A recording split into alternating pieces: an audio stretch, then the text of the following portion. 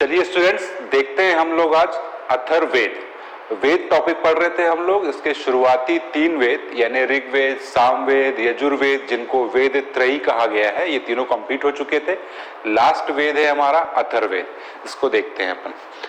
ठीक, देखिए अथर्ववेद जो है ये अथर्वा ऋषि के नाम पर पड़ा है। अथर्वा ऋषि जो इस वेद के प्रथम दृष्टा हैं, इनके नाम पर इसको क्या बोला गया? अथर्ववेद।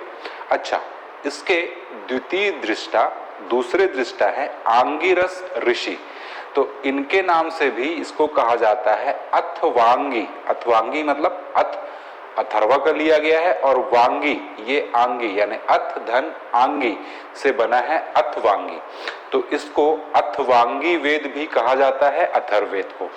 फिर इसका एक और नाम ब्रह्मवेद भी है। ब्रह्मवेद भी कहा जाता है। ऐसा क्यों? क्योंकि अथर्ववेद में दिए गए मंत्रों का उच्चारण करने वाले को ब्रह्मा कहते हैं। ठीक है, इसीलिए इसका नाम एक ब्रह्मवेद भी है। इसमें है क्या? तो जनसाधारण के लोकप्रिय विश्वासों व अंधविश्वासों का वर्णन किया गया है, या डायरेक्ट इसको अच्छी भाषा में अपन समझें कि अथर्ववेद की विषय वस्तु है क्या। इसमें देखेंगे कि ब्रह्म ज्ञान है, तंत्र मंत्र, औषधि प्रयोग और जादू टोना। ज्यादातर जो इसके मंत्र हैं वो जादू टोना और तंत्र मंत्र पर ही आधारित हैं। ठीक, और औषधि प्रयोग तो हम लोगों ने देखा ही था कि आयुर्वेद जो है वो अथर्ववेद पर ही आधारित है या अथर्ववेद का उपवेद है। ठीक है, कुछ लोगों को डाउट होगा कि कई कई जगह पे लिखा हुआ है कि आयुर्वेद जो है वो ऋग्वेद का उपवेद है ना। तो इसमें देखिए कुछ ना कुछ बोलेंगे कि विवाद है। जो ऋषि कात्यायन है उनके अनुसार तो ऋग्वेद का उपवेद आयुर्वेद है, लेकिन चरक, सुश्रुत और जितने भी आयुर्वेद के जो प्रणेता हुए हैं उन सब का मानना यह है कि आयुर्वेद जो है वो अथर्ववेद से निकला है। चलिए, तो अथर्ववेद में 20 अध्याय हैं, 731 सूक्त हैं, 6000 मंत्र हैं। इसमें भी आपको थोड़ा बहुत ऊपर नीचे मिलेगा, जैसे ये कहीं पे 730 मिलेगा, कहीं पे 732, 731। ठीक है, चलेगा वो।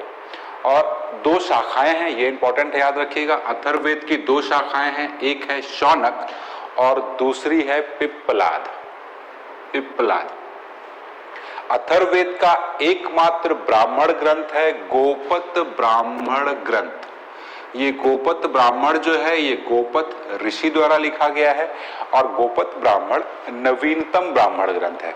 वैसे एक फंडा और याद कर लीजिएगा कि चूंकि अथर्ववेद जो है ये सबसे लास्ट का वेद है ना। वेद त्रयी ऊपर वाले तीनों की तो रचना पहले हो गई थी, इसकी रचना बाद में हुई है, इसलिए इससे संबंधित जो भी ग्रंथ होंगे वो सामान्य तौर पे नवीनतम होंगे, है ना, या कह सकते हैं सबसे बाद के होंगे या नवीनतम होंगे। जो गोपत ऋषि हो गए, अथर्ववेद का कोई भी आरण्यक नहीं है। अथर्ववेद के उपनिषद हैं मुंडकोपनिषद, मांडुक्योपनिषद और प्रश्नोपनिषद, और अथर्ववेद का उपवेद है शिल्पवेद। तो ये खत्म हो गए आपके चारों वेद पढ़ लिए। अब आगे बढ़ेंगे हम लोग नेक्स्ट लेक्चर में, और मुझे लगता है कि जितना मैंने पढ़ाया है इसी से क्वेश्चन बनना चाहिए, इसके बाहर नहीं जाना चाहिए। ठीक।